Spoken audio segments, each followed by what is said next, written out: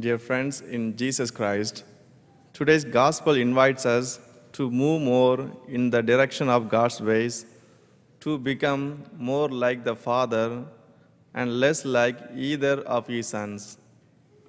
We often work on the principle that for someone to win, someone else has to lose.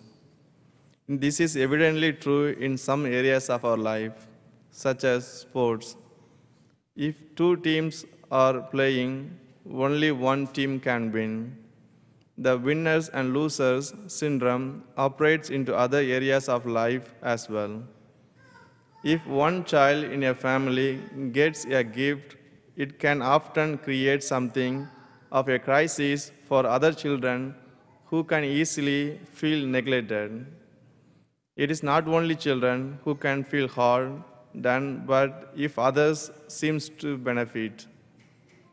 We find this same dynamic at work in this parable that Jesus tells in today's gospel.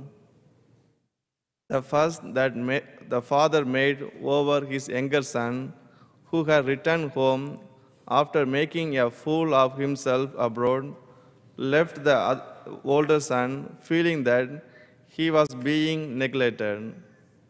His father's lavish welcome of his younger brother made the older son very angry, and in his anger, he refused to join in the welcoming home festivities. The words he speaks to his father are seething with resentment. He speaks of himself as a slave who has never been properly rewarded. He clearly believes that his father loves him less than his younger brother. The reality, however, was very different. There are no winners and losers in this story. The father loved his older son as much as his younger son. The father replies to him in tones of great tenderness. Just as he had reached out to his younger son, so now he reaches out to his older son. His lost younger son had been found.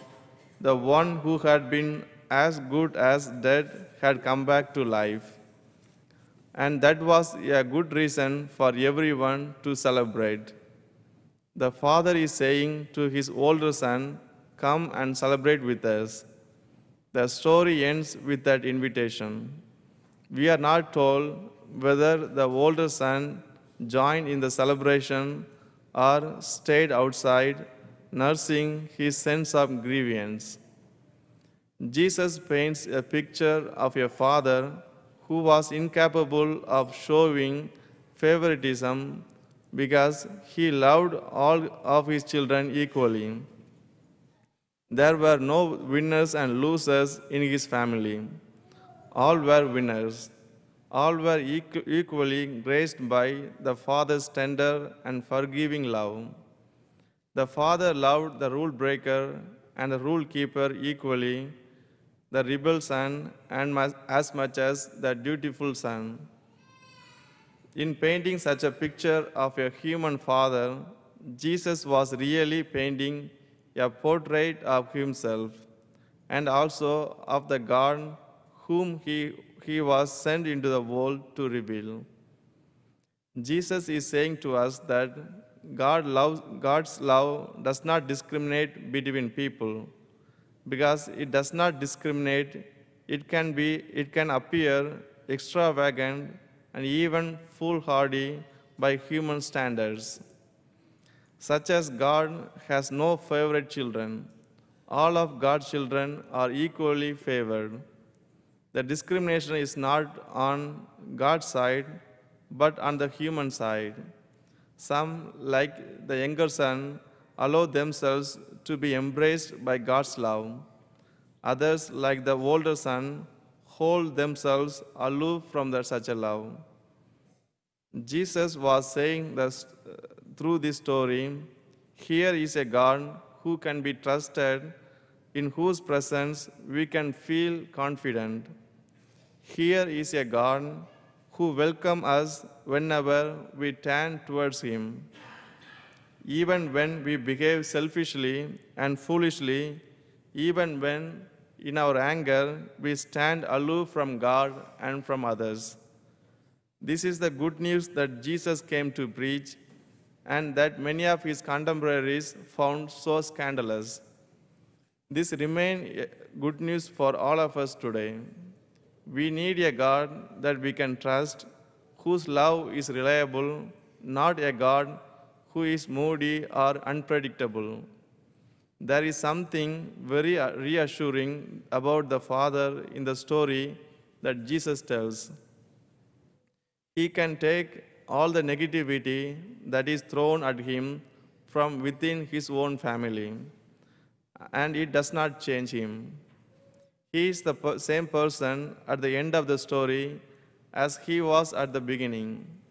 Here indeed is someone who can be relied on. God is like that.